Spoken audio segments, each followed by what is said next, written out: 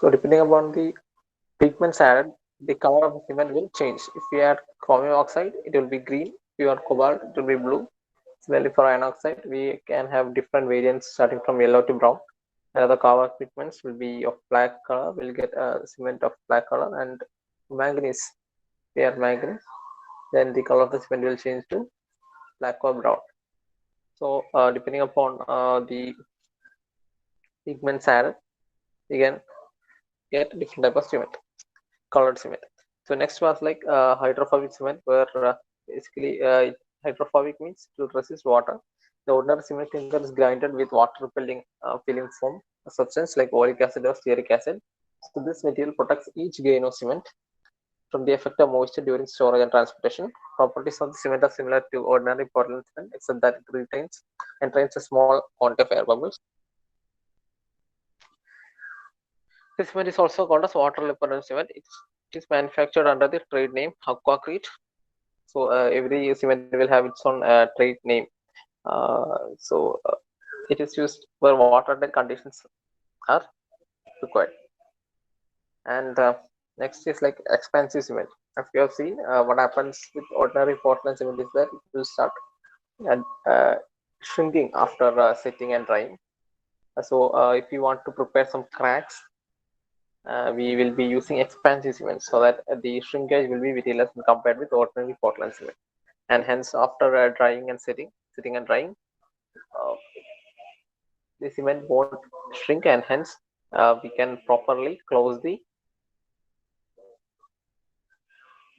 crack. So this is the main use of expansive cement. So expansive cement is manufactured by mixing 8 parts of sulfur aluminate clinker with 100 parts of Portland cement and 15 parts of stabilizer. This type of cement is used for machine foundation and cement grouting in precast concrete decks. It is also used for concrete repair works. So other applications include in machine foundation and also in pre-stressed concrete decks, where pre-stressed concrete actually something where we have some decks into which we will pull steel bars or wires. So we'll be using inside that. So all these things, it's not necessary for you to understand. You just need to know what where this kind of cement is especially applied, where we have a definite space to be confined, or definite the space is really confined and it is really predetermined. We can use this type of expansive cement for filling that particular hole or space or anything. So the next type is acid resisting cement. So this type of cement resists acid attack. To achieve this, material like quartz, sodium silicates are added to ordinary cement. It's also used for the construction of acid resisting floors in factories. In factories, it's done to construct acid resisting floors. Next is quick setting cement. So this cement sets quickly. The setting action of the cement starts within 5 minutes and hardens within an hour. So usually it will take some time for cement to get hardened, and the initial setting time will start by nearly 30 minutes after mixing with water. But what happens with setting cement is like it will start setting within 5 minutes, and it will get hardened by within an hour. So in setting cement, percentage of gypsum is reduced, decrease the setting time of cement. So the gypsum is the material that actually increases the setting time of cement. So if we reduce the percentage of gypsum, what happens is like we can make the cement quick setting. But at the same time, you need to understand the heat of hydration will be very high for quick setting cement.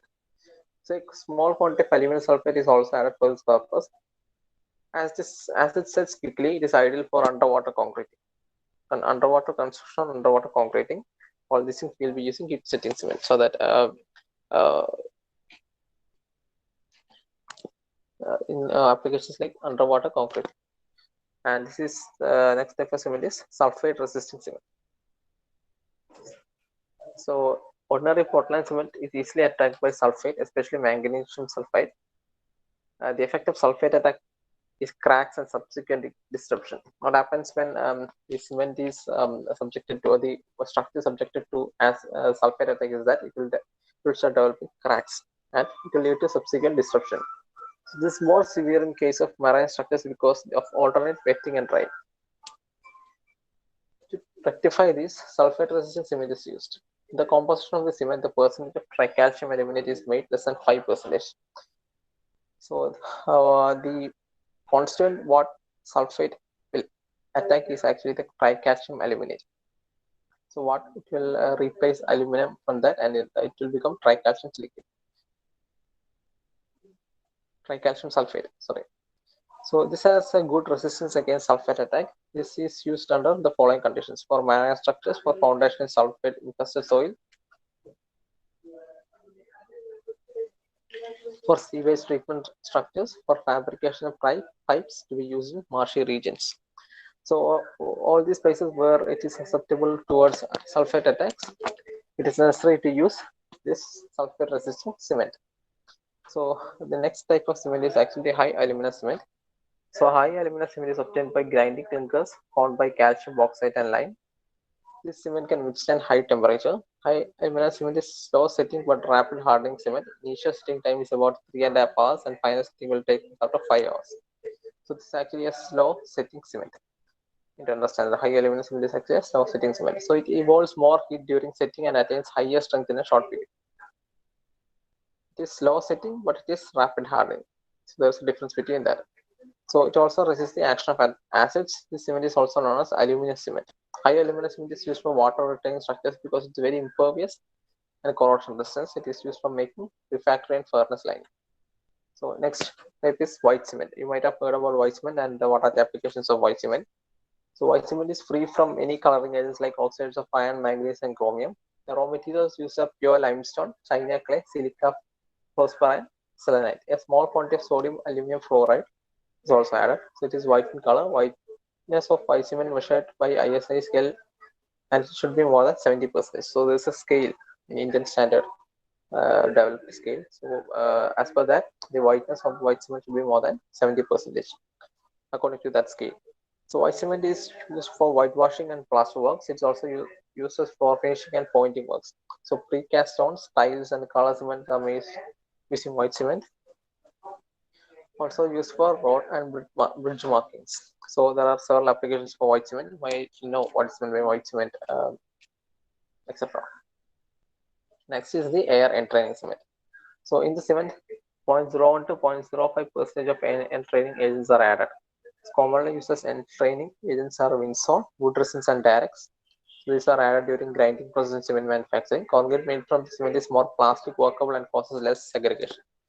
It also resists severe frost action. What happens is like why we are adding air into this is because in order to make it more workable. Workable means it will be easier for the laborers to work on it. So what if we can't? There are some cases where we can't increase the amount of water. So when the amount of water added to concrete or any cement mixture is reduced, its workability, that means the ease of placing, transporting, etc., will get reduced. So in such a cases where we can't increase the water content, but we want a certain workability to be ensured. In that case, what we do is like we will use air entraining cement. So what we will add air entraining agent so that it will trap air bubbles inside. So with this air bubbles, the mixture will become more plastic and it will be more workable. That means we can easily carry and can easily place that without even adding more water into it. So this is known as air entraining cement. There are some other cements like oil well cement. Also, it is basically used in oil wells. It's used to seal off the space between steel casing and sides of the well. This slurry is to be pumped on very high depth ordinary cement just before it reaches this position. So in that case, you need to understand that these oil wells are so deep, so that if we what we do is like we'll first dig a well, and then we'll give a steel casing inside that. So there is space between the steel casing and the earth surface. So that space should be filled with concrete. So in that case, if we use ordinary cement in concrete mixture, what happens is like even before we pump it towards the pump it to that particular depth. So since the depth is too large, the concrete will get set even before reaching that particular depth. So in that case, what we do is like we'll use oil well cement. So oil well cement is used in the situation. This is made by adjusting the proportion of iron oxide or adding retarders like starches, cellulose products, or acids. So what happens is like we can we can increase the setting time. So we can delay the setting time of the cement and we can ensure that this our concrete mixture won't get set before it reaches our required depth. So this cement is used in oil well to fill the gap between the steel lining and the wall of the well. Next is the super sulfate cement. So this cement is made by grinding a mixture of blast furnace slag, burnt gypsum, and Portland cement into suitable proportions. This cement is fire and heat of hydration is less. It has higher resistance against chemical attack, especially sulfur attack. Super sulfate cement is recommended under the following conditions: for mass concrete works, foundation chemical aggressive soils, for marine works, etc. So all the cements we have discussed. There are a lot of different types of cements, and you need to uh, study thoroughly, like important types of cement, like rapid hardening cement, low heat Portland cement, Portland pozzolana, Portland slag, colored cement. And only it is very easy for you to remember. And for hydrophobic cement, there are some expansive cement, acid resistant cement, quick setting cement. At least, even though it's very difficult to remember the constituent particles of this particular cement, you should remember the applications and why, in which situation we are using this type of cement. Sulfate resistant, high alumina cement, white cement, air and training cement, oil well cement, super sulfate cement. So these are the types of cement that are commonly available, and all these type of cement will have its own applications. So next we will discuss about the uses of cement. As you all know, what are the uses of cement? Cement is a very useful binding material in construction. So it is used for mortar, for plastering, masonry work, and pointing. So plastering means it's actually we will mix cement with sand and water, and we will make it as a mortar. And this mortar is applied onto the walls over the brick, and hence that process is known as plastering. And next is masonry work. Masonry work means we will be using the cement to fix our bricks one to each other. So this is known as masonry work. And then pointing work, you might have seen this pointing work. There will be small gaps between the bricks on the wall. So that space need to be filled for a better view and also for better strength. So in that case, what we do is like we will use the same mortar to fill that gap between two bricks even after constructing the wall. So that work is known as pointing. First is plastering. It's known as, we'll just apply the cement mortar onto the wall. And next is masonry work and pointing. So it's used for making joints for drains and pipes. It is used for water tightness of structure. It is used for concrete for laying floors, roofs, and constructing lintels, beams, stairs, etc. So these are the common applications of cement. There's nothing to explain much on it. These are the common applications of cement. And there are several other applications also, like to use for precast pipe manufacturing, is used for construction of important engineering structures, for pressure foundations. It is employed for the construction of wells, etc. So basically, you need to understand that the amount of cement consumed, the quantity of cement consumed by a particular country is directly proportional to that country's development. So if a country consumes a large volume of cement on an annual basis, then we can say that particular country is ongoing some huge infrastructure development works. And the next thing we are going to discuss about the properties of cement.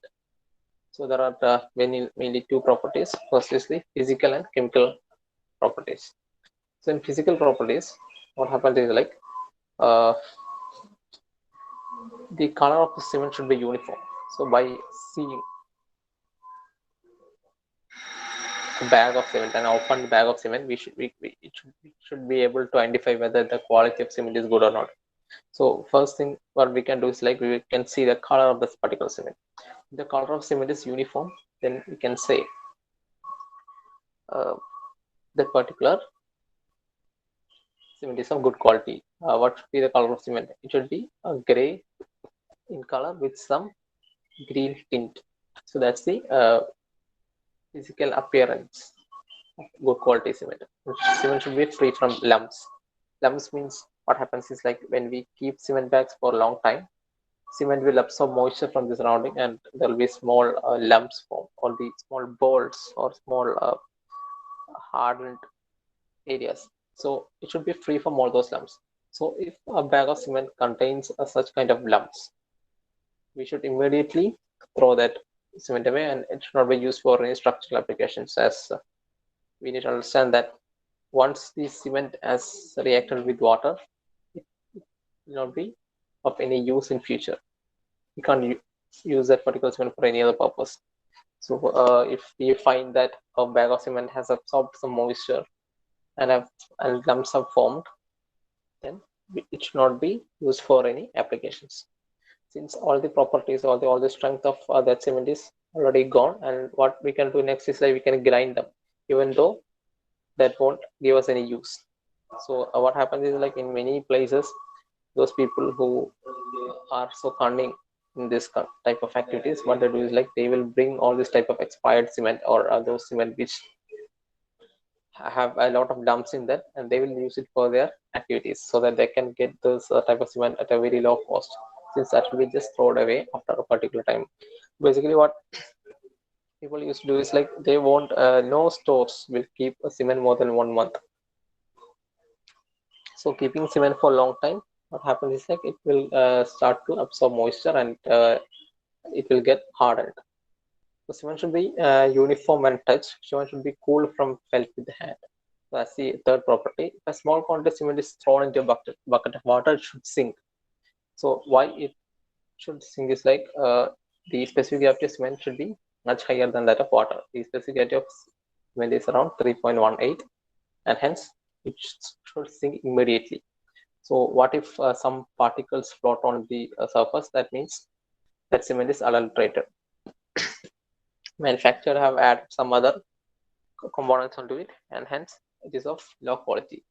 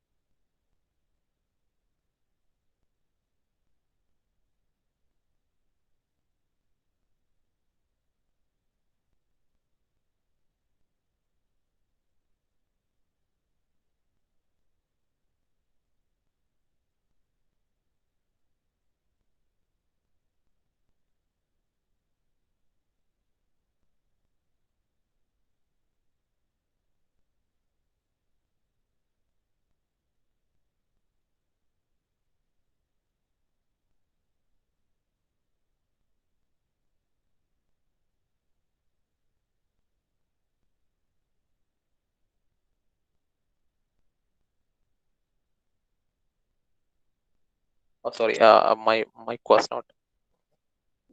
Sorry for that.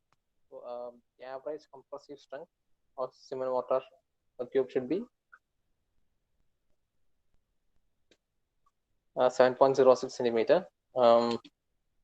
And what happens is like what we do is like in order to find the strength, we will cast cement mortar cubes. So how it is cast is like we will take 1 part of cement and then we will mix it with 3 parts of sand, and required amount of water will be added to it, and we will make a mixture, and then we will keep it in mold, and after that what we there is like a mortar cube. We'll make it in the cube structure with sides 7.06 centimeter, and then we will test it after 3 days using conventional testing machine. At that time, the strength should be more than 9.5 megapascal or Newton per mm square, and also at the end of 7 days, the strength should be more than 25 Newton per mm square.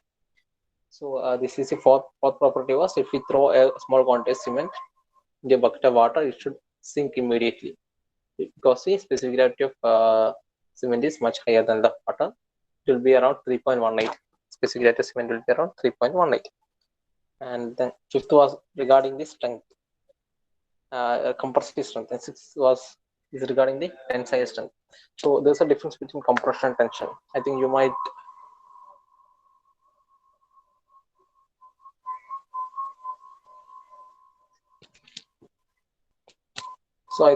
have started learning engineering mechanics. In that you might have understood what's the difference between compression and tension. So compression happens when a particular material is subjected to two forces which will try to shrink that particular material, and tension happens when force from two sides try to pull that particular substance. So there's a difference between compression and tension, and average tensile strength of cement should not be less than 2 Newton per mm square. All these things are Newton per mm square, the same thing, not Newton per mm. So there is some mistakes that has occurred in our slide, so I need to correct that. The average tensile strength of cement should not be less than 2 Newton per mm square at the age of 3 days and 2.5 Newton per mm square at the age of 7 days.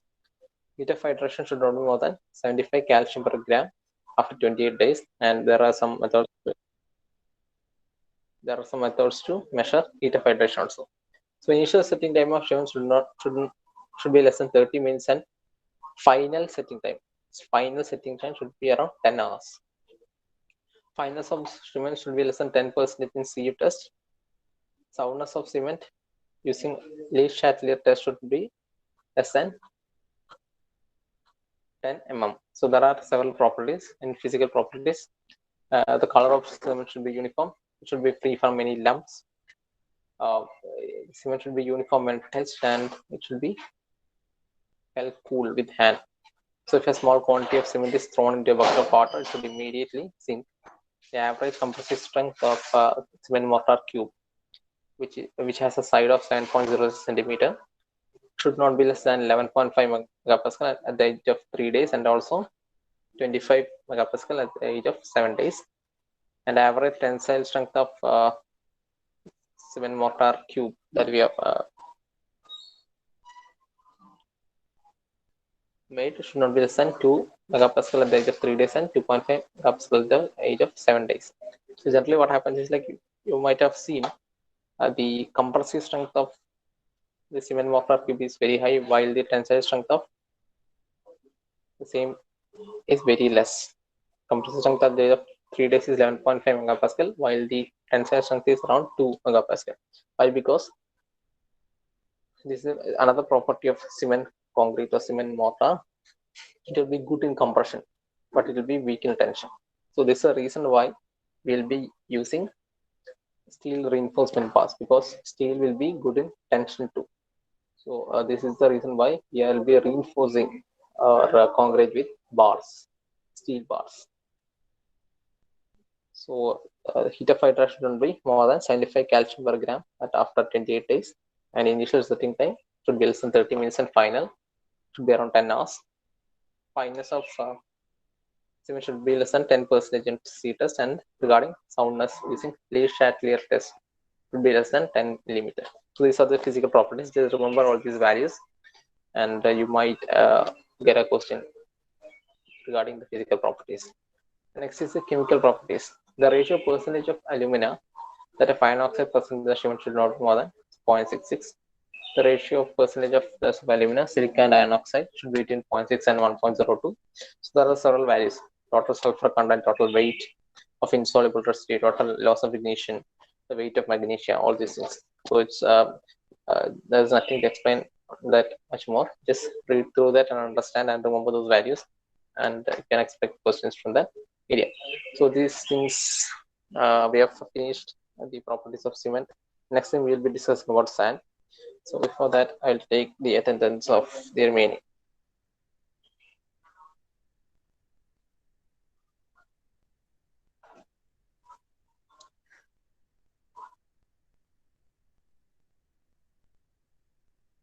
ADS Siddhagapur.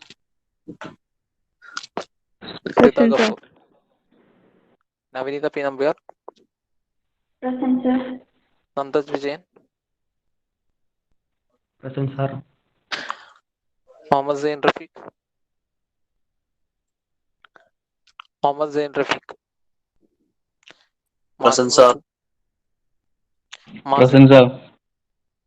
Marwa Present. Abdul Razak. Marwa Abdul Razak. Present, sir. Krishna Prasad. Kiran Prasad, sorry. Present, sir. Jashlyn Simon. Present, sir. Hamna Rafiq. Hamna present. Deva Nair. Present, sir. Denny Thomas.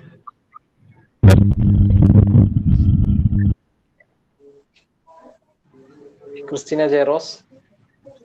Present, sir. Chandana Rajivan. Present, sir.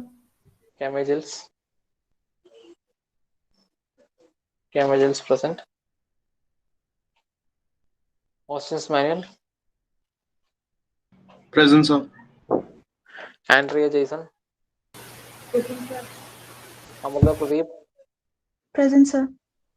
Alana Hans John. Present, sir. Alan Thomas. Alan Thomas. Asha Anil. Present, sir. So the absentees are Alan Thomas, Taha Mohammed, Tala Anas.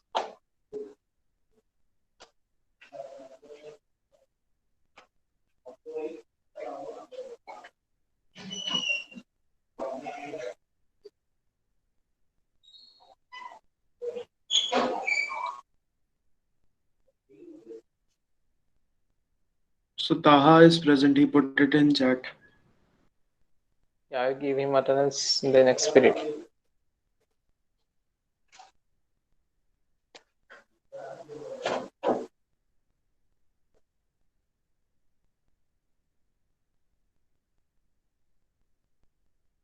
So next we'll start with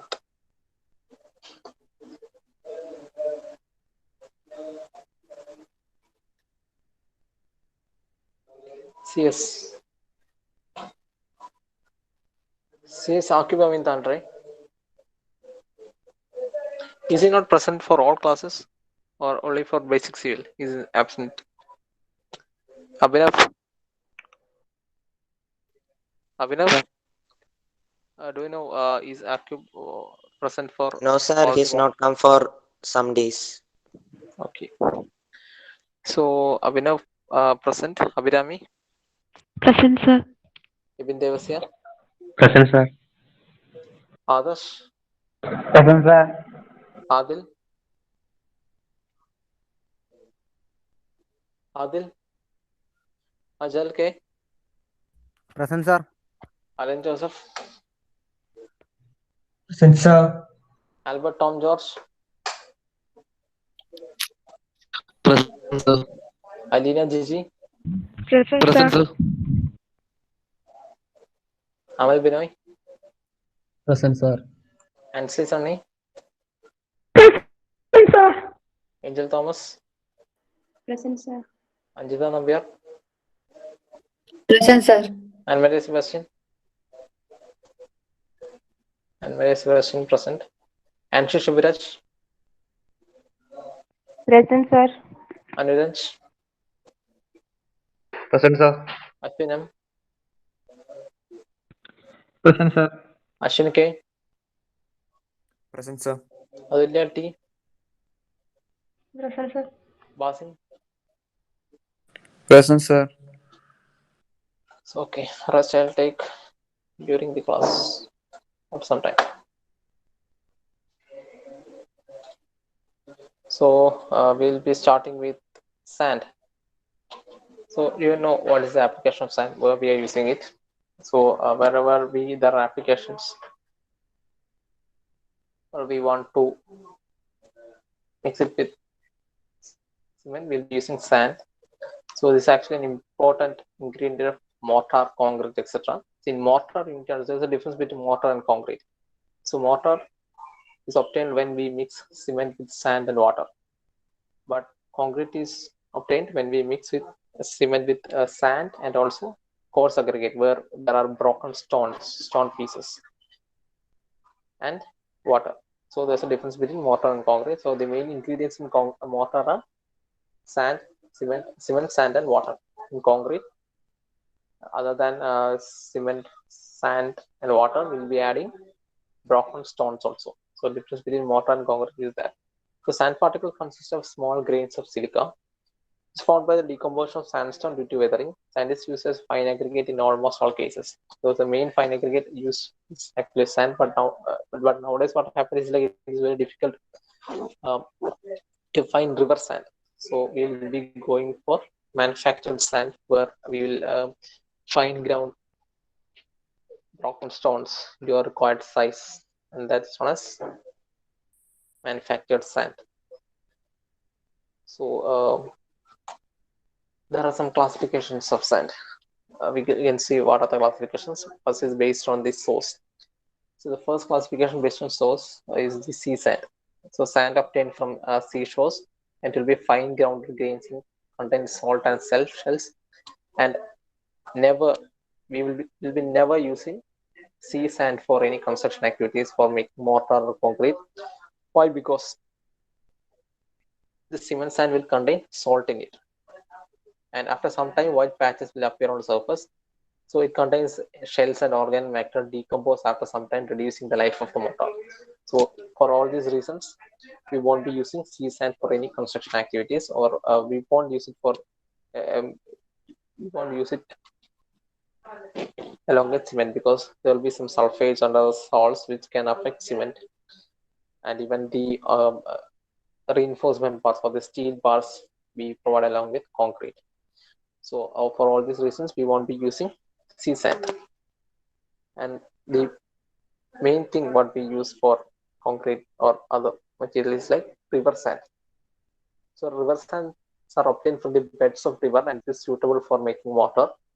It is fine grounded grains and it is basically white in color, and there will be some difference due to presence of some other mud particles, etc.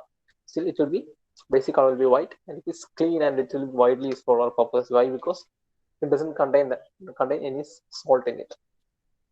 However, what happens is like nowadays there's a lot of restriction to take sand from the riverbed, since it has led to exploitation of rivers. Nowadays, we won't be using river sand for almost all the purposes. We will rely solely on manufactured sand. So the sand coming from quarries, where we will crush the stone and make it in our required size. We'll be relying on that. And next is the pit sand. So a pit sand is found as a deposit soil. It's obtained from near rivers pits dug to depth of 1 to 2 meters. So these are actually old stream, but so along the banks of rivers there'll be some old streams which might have got covered with mud or other clay or anything. So what if we if we are able to find such old streams, and if we start to dug there, we can obtain this pit sand, and it will be available at a depth of 1 to 2 meters, but it's still it's very difficult to obtain. So there's consists of sharp angular grains and also free from salt. Pit sand free from organic matter should be used for making mortar. This is actually an excellent material for concrete works. So river sand and pit sands are basically excellent materials in order to make concrete work, because it doesn't contain any salt or any other organic matter. And next is the manufactured sand. So this is also known as artificial sand. It is manufactured by crushing of stones to required size. So you can see in most of the construction works will be using manufactured sand. So it will be dark in color. So it will be basically stones. So we'll crush the stones into a required size, and we will be using that. So nowadays the use of M sand is gaining importance due to shortage of natural sand. So as I have explained earlier, it will be very difficult for us to obtain sand from river. Even though river sand and wet sand are actually considered the best qualities, because all of them will be of angular shape. So you need to understand how this concrete is first made. Concrete is actually, if you want to fill a vacant space with concrete, so just imagine how we are filling it. Even though the process is not the same, just imagine how that vacant space is filled with all these particles. If there is a room full of which we need to fill that room with concrete, just imagine that we'll be first placing This is not the actual process of filling concrete. How we will fill is like we'll mix it separately and then we will place it all the. But the basic concept behind filling a void space with concrete is that if we arrange broken stones in a particular order, there will be gaps in between them. So in order to fill that gaps, we'll be adding sand. And even between that sand, there will be some vacant spaces. So to fill that, what we do is like we'll add cement. And then that cement, in order to produce a paste, we'll be adding water. So the cement will react with sand and it will make the required space to be filled with all these particles. So this is actually the concept done, but this is not the way what we are doing inside. Inside, we'll be mixing the separately and we'll be placing it. But this is the concept. So we are adding these small particles in so that we can fill the gaps between larger particles. So all these gaps will be filled using smaller particles. Gaps between these large stones will be filled using sand and cement. And again, there will be some other constraints like fly ash, etc., which will even fill the small spaces. So this is the way we'll make that particular space compact. So this is the main purpose of sand. You can understand. We just discussed about the classification of sand: sea sand, river sand, pit sand, and manufactured sand. And next classification, first classification was based on the source, and next classification is based on the grain size. So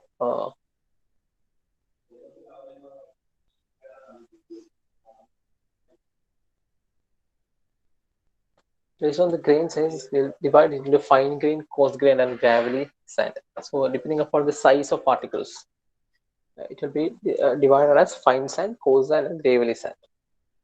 So what is fine sand means? It will be able to pass through 1.585 mm sieve. You can see there are several sieves. The same thing what we can see in a flour mill. So depending upon the type of application of what type of food we need to prepare, we will grind rice to different size. Similarly, there will be sieves for sand also. So for fine sand, it should be passing 1.585 mm, and they are basically used for plastering works. And this coarse sand will be passing through 3.175 millimeter, and the size of coarse sand will be larger than that of fine sand, and they are basically used for masonry works, where we will use it to build the walls, and we'll make a mortar of cement and this coarse sand, and then we will use it to fix all these bricks one to each other. And next is the gravity sand, and it will be passing to 7.6 mm, and there it will be used for concrete works. So these are the basic based on the grain size, the classification of sand. So there are two classifications. First is the based on the source and based on the size, fine, coarse, and gravity sand. And there are other properties too. So the properties are it should be chemically inert, it should be clean, coarse, free from organic matter. It should have sharp, angular, and durable grains. It should not contain any salt. It should be well graded. So the first thing is like it should be chemically inert, means it should not react with any other chemicals. Because if it reacts with any other chemicals, the byproducts can harm the quality of our work. And then it should be clean and coarse and should be free from organic matter. It should have sharp, angular, and durable grains. Why sharp and angular? Each grain of sand should be angular in shape. It's the best quality of sand which we can find. So why? Because it will have a better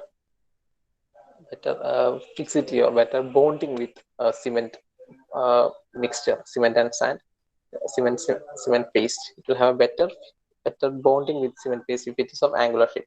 If it is of square, it is of a round shape, it won't have that much bonding with the cement paste. So it's always better to go for angular shaped cement particles, or those cement angular shaped sand particles. So it should not contain any salt. It should be well graded. So before going to the SIEVE analysis and all those things, let me ask someone. Can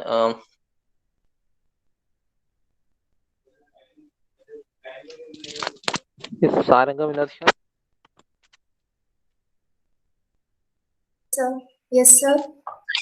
So could you please explain all these properties to your friends, what you have understood in your own words? It is chemically inert. What does that mean? It should not react With with any other chemical? Yeah. So next thing? It should be clean from other organic matter. Clean and coarse. That means coarse means earlier thing what we have discussed. Some coarse and fine sand, etc. And next, third point. It should contain sharp, angular, and durable grains. Why? Why it should contain?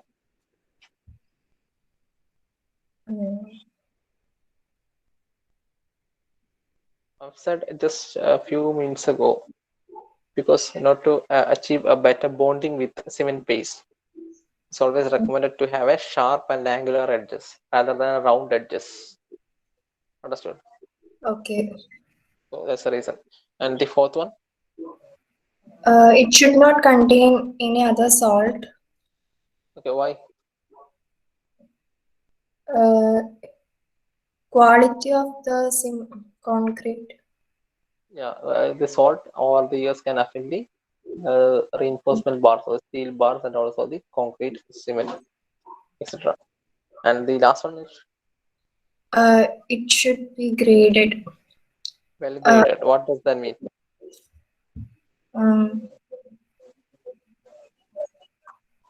So in order to understand this well grading of cement, we need to go to our next slide, SIEVE analysis. So only then you will understand what's meant by well graded sand. So thank you. This is Saranga. Thank you, Saranga. So not to understand the last term, it should be well graded. We'll be seeing what is meant by SIEVE analysis. So you have seen in the left side, the sieves are arranged one over the other in a specific order, and you can see the net. There's some small net between the sieves, which are of different sizes. The holes of all these sieves are of different sizes, and depending upon the size, there are some particles that have been kept aside. The which one is very close to the first one is actually of larger size, and as the size of sieves reduces, we will get smaller size particle. So this is the method of arrangement. On the top, we will keep larger mesh, in which the size of the holes will be larger, and as we move down, the size of holes will become small, and at the bottom we'll be just keeping a pan where there will be no holes. So depending upon that, there will be different sizes, and you can see on the right side of this figure that as the size of the holes reduces, the sand that has been separated from that is of different size, and as it moves down, there will be the size of each particle will reduce. So SIEVE analysis or gradation test is a practice or procedure used in civil engineering to assess the particle size distribution. So the same thing what we have just said earlier, well graded. It's also known as gradation, and it is also known as particle size distribution. How this sand of different particles are distributed in a particular volume. So of a granular material, by allowing the material to pass through a series of sieves of progressively smaller mesh size and weighing the amount of material that is stopped by each sieve as a fraction of ball mass. So what we do is like we will take a different quantity, different weight of sand, and then we'll put on the top of the larger mesh, with the mesh which is kept on the top point. And at that point, what we do is like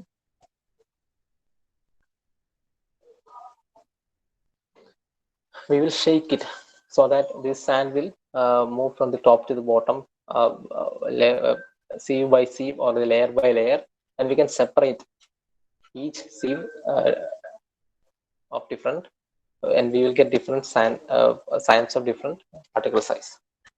So here this is said like that, and we will weigh the total amount as a fraction of the volume mass. So all those sand particles that have been stopped by the largest mesh, we'll take that and we'll measure that, and we will express it as a fraction of the total volume. Suppose if we have taken a 500 grams of sand and the top mesh have retained 100 grams, then the fraction will be 1 by 5. So the fraction of the size of the sieve, there will be a different size measured in mm, and we will, if we say that the weight of sand retained by the larger mesh is of this fraction, that means the rest of the fraction it has allowed to move into the bottom sieves, and it has only retained of that specific size. So depending on that, for each sieve there will be different fractions. So this is actually the sieve analysis, and this is the method by which we will plot all these things. So there are different sizes. Starting from for sand, it will be, we will start from 4.75 mm to 2 micrometer. So there are different number of sieves, and there will be a different number of sieves. All these things, 4.75 mm means the size of the opening, 4.75 mm. What happens? All those sand particles which has a larger size than that of 4.75 mm will be retained by the first mesh, and then depending upon that, as we progress towards the bottom, we can separate this different sized particles. This is the method. So this is the table how we will be using. So what happens is like first column will be named as ISC in millimeter. So each C will be named as accordingly according to the size of the opening, like 4.75, 2.36. There are different size opening sizes, and we will name all the sieves accordingly. And then we will measure the weight of material that has been retained by that particular sieve, and what is the percentage of material retained. And as we move down, we will add the cumulative percentage of retained, and at the bottommost one will be pan. At that point, the cumulative percentage of material retained will be 100%, because since nothing is nothing is there to go below that, all the volume of sand that we have added earlier will be retained. So the cumulative percentage of material retained as we move down will increase until reach 100%, and percentage passing, first thing as we will be highest in the top and will be 0 at the bottom, and there will be some limits for it also. So, and then we will plot it in graph. So this is actually logarithm graph. You might know, or else you will study later. So this is actually a gradation curve. So what does this well graded means? So it's not at all recommended to use a sand which consists of only one size particle or a single size particles. All the particles should not be of same size. It should contain sizes from the allowed limits of various sizes. So this is known as well graded. Hope you have understood. Does anyone have any question on the same? So this well graded means the sand that we are using for any construction activity, the particle size of this sand should not be of same size. It should contain a larger number of larger sized particle ranging from up to 4.75. If it is more than 4.75 mm, all those particles retained by this first 4.75 mm sieve won't be used for construction activities. Below that only we will use for construction activities. So depending upon that, there will be a size starting from 2 micrometer to 4.75 mm. So quantity of sand, if you're using that quantity, we should ensure that that particular quantity will contain all these sizes. So any size should not be skipped, or any size should not be of higher percentage. So all this should be of given proportions. So that's meant by a well graded sand. That means it will contain particle sizes of it will contain sizes of different particles of So I hope you have understood what's meant by SIEVE analysis and gradation or well graded sand. Does anyone have any question on the same? Basim? Is Basim present? Yes, sir. Could you please explain what's meant by a well graded sand? Sir, the sand used for construction should not be of same size. It should be of different sizes, up Okay, to the 4. particles should be of different sizes. Yes, sir. So it should not be of same size. What happens if it's of same size means we won't fill the area between, as I said earlier, the space between two large size particles is filled with a smaller size particles, and Yes. again the space between other two small size particles will be filled with a much smaller size particle. So this is a method by which we will make a void space or the spaces of air into a concrete or a firm structure. So we should fill all the spaces accordingly. Otherwise, there will be so many gaps between these particles, and that's not at all recommended. So if we can close the maximum number of voids between the particles, that's the best thing to do. So that's the reason why we recommend to use sand which is of different sizes, which contains particles of different sizes. So we have understood sand. We just discussed about classification of sand based on the source, based on the grain size and the properties, and about sieve analysis too. So there is a different size which we need to follow. So I hope you have understood what's meant by sieve analysis. So now I will take the attendance of the remaining students.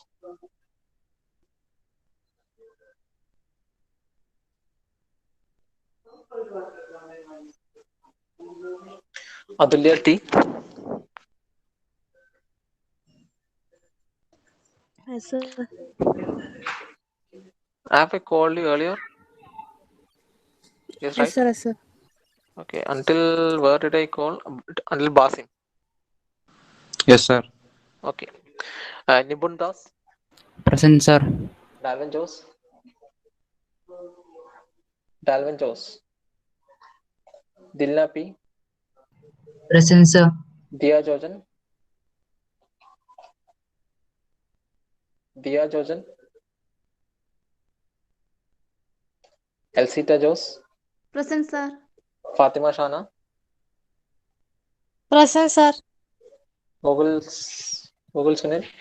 Present, sir. Harsha Muralidharan. Present, So sir. Dalvin Jose is present. Harsha Muralidharan is present. Iron Trisa Sivi. Present, sir. Jishnu P. Present, sir. Joel Jose. Present, sir. Joseph Vagis. Present, sir. Karthik Shiva. Present, sir. Malavika Muralidharan. Malavika Muralidharan. Maria Manoj. Present, sir. Matthew Abhijit.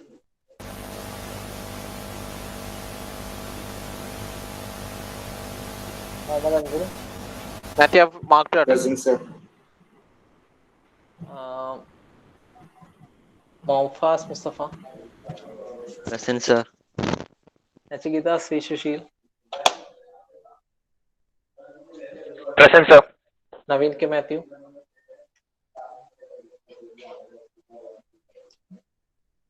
Matthew, have marked your attendance. Dia George. Call me Nandana. Nandana. Okay, Nandana K. Yeah. Naveen K. Matthew. Neha E. Present, sir. Nikhil P. Nikhil P. present. Anaga Ovi. Present, sir. Anaga Ovi. Pranav Sinish. Present, sir. Prithvin. Prithvin. Present, sir. Sayant. Present, sir. Sandesh Nambiar. Sandesh Nambiar present. Saranga Vinod. Present, sir. Shalvin Matthew, Present, sir. Sean Shaji,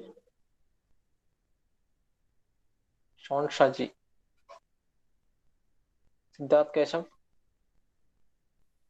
Present, sir. Siddharth Shamlal present, Sean Shaji present, Sonia Raju present, Surya Prakash, Present, sir. Tirtha, Present, sir. Thomas P.S., Present, sir. Teresa Sebastian, Present, sir. Vishnu Vishwanath, Present, sir. Ismay Maria Thompson, Present, sir. Zahan Zakaria. Present, sir. So the absentees are Akib Amin Thandri, Adil,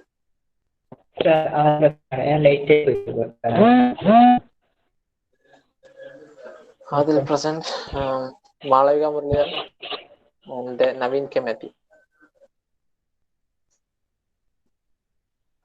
Absentees are Naveen K. Matthew, Malavika, and Akib Amin Thandri.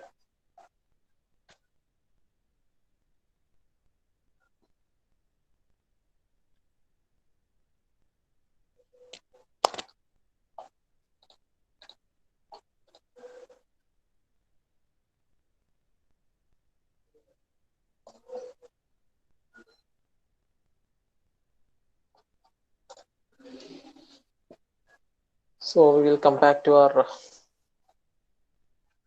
presentation. So I hope you have understood by what all things I have taught in this class. Does anyone have any doubt? You can raise it now. So next we'll be moving on to timber. Before that, if anything is not clear for you regarding all those things discussed today about cement and sand, you may ask me.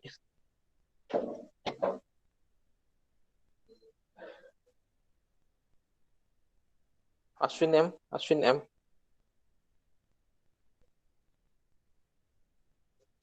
M from CSA. Yes, sir. So is everything clear? Okay, sir. Yes. Have you understood what's meant by well-graded cement? Yeah. Okay. And about sieve analysis? Sir? About sieve analysis, have you understood? Yeah. Yes, sir. Okay. So can I give you a small assignment for you personally? That, sir? Can I give you a small assignment for you personally? Okay. For you alone. So you can see the sieve pans on the screen. So just Google it and find out the sizes of sieve pan that is being used for sieve analysis of sand. Understood? Okay, sir. You can do it within 5 minutes. Just Google it and you'll be able to find some materials regarding the same. Okay. Okay, is that okay? Okay, sir. So it's a very simple assignment and you will understand from 4.75 until 0.12 micrometer. There are different pans available and what all pans we will be using for sieve analysis of sand, and it will be different for sieve analysis of stones. There will be different sizes of sieves which will be used. So all those things will be available. You just need to write down the sizes of these 6 sieves. Understood? So next we'll be moving on to towards timber. So you all know what's meant by timber. The word timber is derived from an old English word timbrane, which means to build. Why? Because timber was the main construction material that was available and that was known to human being centuries ago.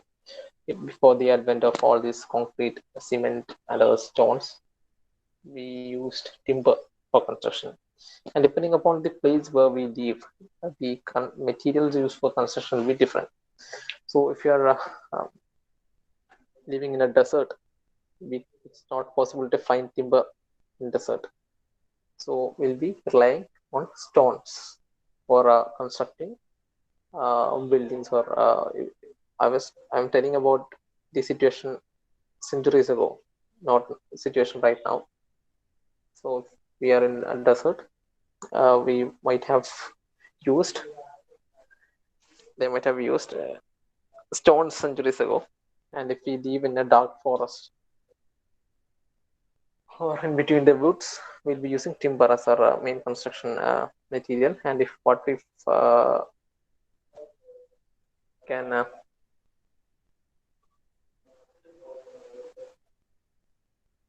Rosebenny answer to my question? Rosebenny? Hello, sir. Okay, so I just told you that if we are supposed to live in a desert centuries ago, we'll be using stone for the main construction activity, and if we are living in some rainforest, we'll be using timber. And what if we are residing near North and South Pole? What material will be used? Will be used to construct our home? Any idea? No, sir. Have you heard about igloo? Yes. Okay. So depending upon whatever material is available to mankind at that time, they used to construct. That means our forefathers used to make use of that to construct their homes. So if it is in a very cold region, like some in between some glaciers, they'll be using the only material which is in front of them. That's the sand as a construction material. I mean, this as a snow as a construction material. Depending upon the location and which they reside, people have used different construction materials over the time. And you might know this timber is not as popular. It's not a popular construction material in our areas. We'll be using timber only to construct for using it for only decorative activities, or used to construct doors and windows, window panels. For only those purposes, we'll be using timber. But in the earlier days, we used to use timber for our roofing trusses instead of steel, what we use now. At that time, we used timber. So as time progressed in our particular area, we are not relying much on timber. But if we move towards some Western countries, there is since a large amount of timber is available over there, they'll be relying on that for construction activities. You can see small homes. You might have seen in some Western movies. All these small houses will be constructed from timber.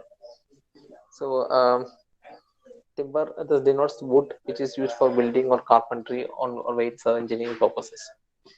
So there are two classification of trees. First is the exogenous and endogenous.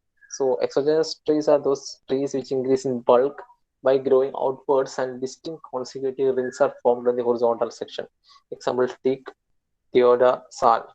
These trees are used for engineering purposes. So those trees which will be grown in bulk outwards, as years progress, the size of the tree or the size of the bark will get increased. Those trees are known as exogenous trees. And those trees which grow inward and has a fibrous mass is known as endogenous trees. Example: bamboo, cane, palm. So all these things are endogenous trees, and these endogenous trees are we can see fibrous mass in their longitudinal section. So this is the main classification of trees as exogenous and endogenous. Exogenous means those trees which will grow outwards, and they will have distinct consecutive rings. And you know how to measure the age of timber? There are different rings if you see closely, and an experienced person can clearly observe these rings. So they will count this number of rings and they will denote the age accordingly.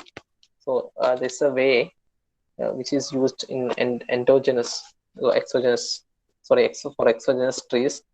We'll be using this method to find the age of that particular timber.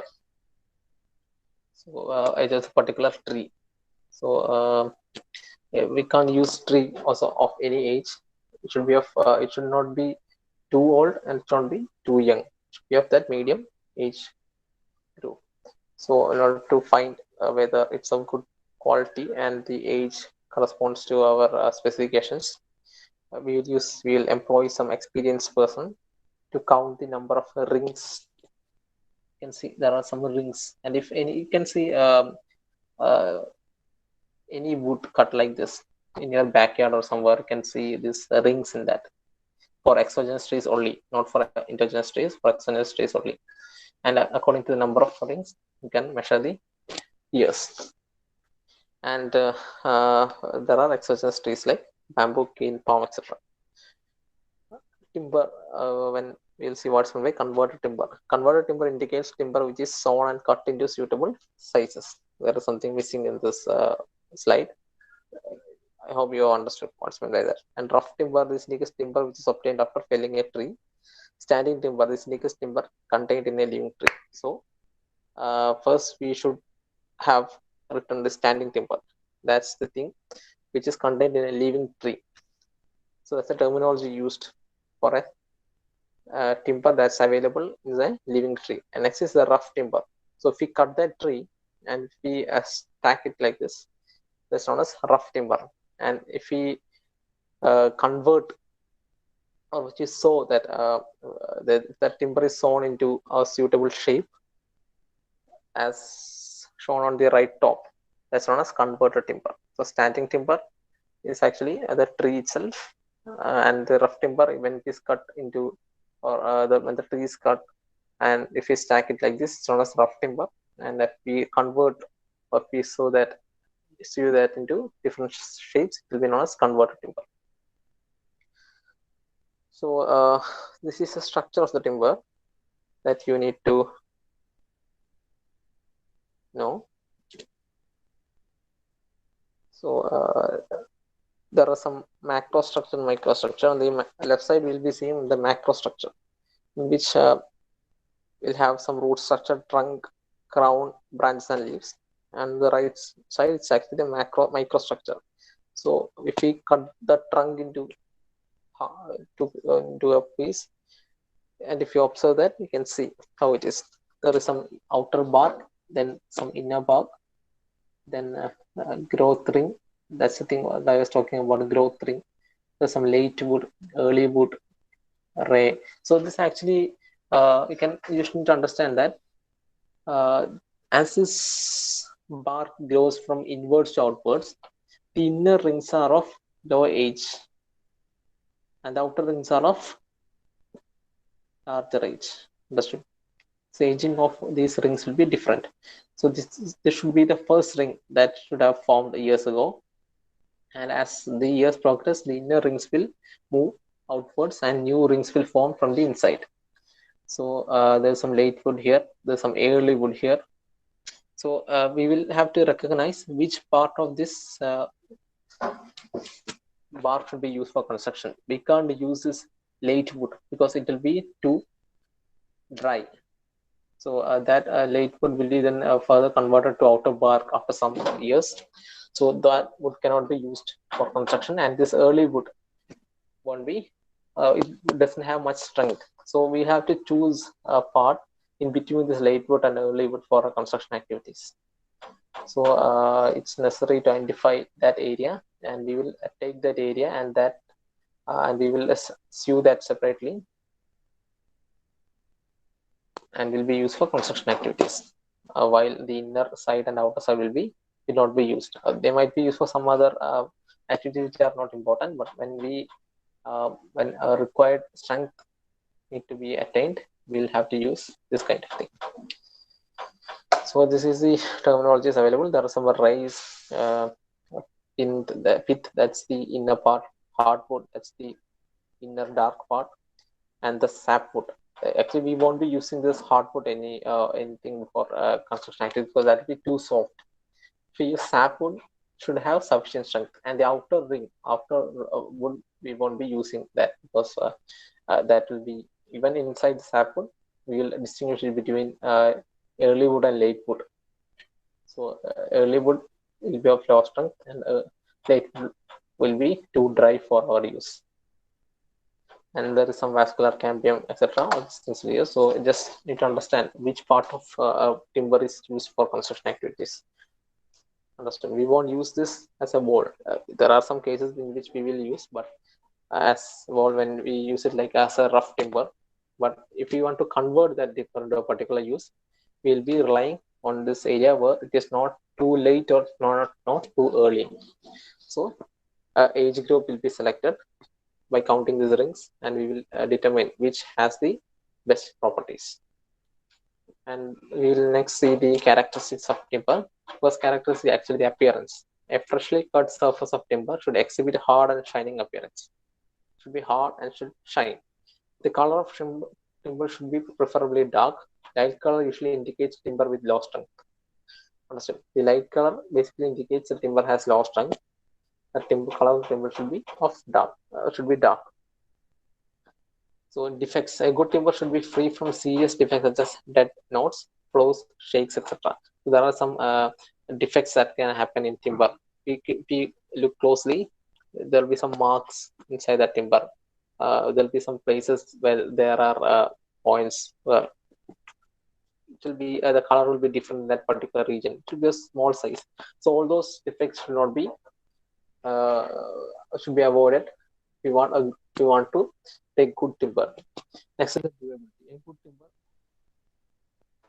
A good timber should be durable. It should be capable of resisting the action of fungi, insects, chemicals, physical agencies, and mechanical agencies. So it should be durable.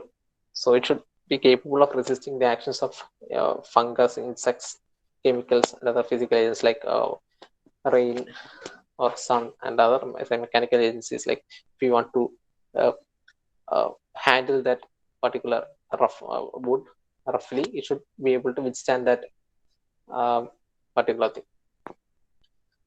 force. And next is elasticity. So this is a property by which the timber returns to its original shape and load causing its deformation is removed. So if you're using it for some construction activities, it should be sufficiently elastic. That means if we apply a load on it, and if we take that load from that, it should retain its original shape. The property of timber should be essential when it is to be used for bows, carriage shafts, sports goods, etc. So this property is very essential when we convert this timber as carriage shaft, sports goods like cricket bats or baseball bats, or other something like bows, arrow and bows. So all these things. So elasticity is very important. Next is fibers. The timber should have strained fibers. Why? Because it will increase the load carrying capacity. So this timber, this fiber should be longitudinal. That means if it's inside a tree, the fiber should be starting from the root until the leaves. So in the orientation of fiber should be lengthwise. And if we want to apply the load, we should apply it in a perpendicular to the orientation of these fibers. Fire resistance. The timber is a bad conductor of heat. A dense wood offers good resistance to fire and requires sufficient heat to cause a flame. So heat conductivity of wood is low and depends on the various factors as porosity, moisture content, surrounding temperature, orientation of fibers, bulk density, etc. So basically, all this bulk or dense wood will have good resistance towards fire. So this need to be ensured because this when we compare with other construction materials, timber will have low resistance to fire, and there can be cases of fire accidents, and it will be of no use once it catches fire. So it should have sufficient strength. So this is the thing regarding fire resistance. And next is hardness. A good timber should be hard, as it should offer resistance when it's being penetrated by another body. The chemicals present in hardwood and density of wood impart hardness to timber. So these are the characteristics. And mechanical wear. A good timber should not deteriorate easily due to mechanical wear or aberration. This part of timber would be essential for places where timber would be subjected to traffic, example wooden floors, pavements, etc. So if we want to use timber for wooden floors or pavements, it should be resistant against this mechanical wear. And this continuous traffic is there. So people are walking on that wooden floor, and the fiber should not come out easily. That's basically known as mechanical wear. Shape. A good timber should be capable of retaining shape during conversion or seasoning. it should not be bore, warp, or split. So there's something known as seasoning. So we will study that seasoning later. There's something known as seasoning. During this seasoning, the shape of the timber should be retained. And next is the smell. A good timber should have sweet smell, and unpleasant smell. The smell indicates it has a decayed timber. So there's a pleasant smell will be there when we cut fresh trees. So that smell, we should feel that fresh smell. So if that's not present and if an unpleasant smell is there, then it indicates that the timber is decayed. Sound. A good timber should give a clear ringing sound when struck. A dull, heavy sound when struck indicates decayed timber. So the same thing that we use to test bricks. If we bang two bricks together, it should produce a clear ringing sound. If a heavy, dull sound is produced, it means that it has some decayed matter inside it. So all these are the properties, and also next, strength. A good timber should be strong for working as structural members such as joist, beam, rafter, etc. Should be capable of taking loads slowly or suddenly. Should also possess enough strength in direct and transverse directions.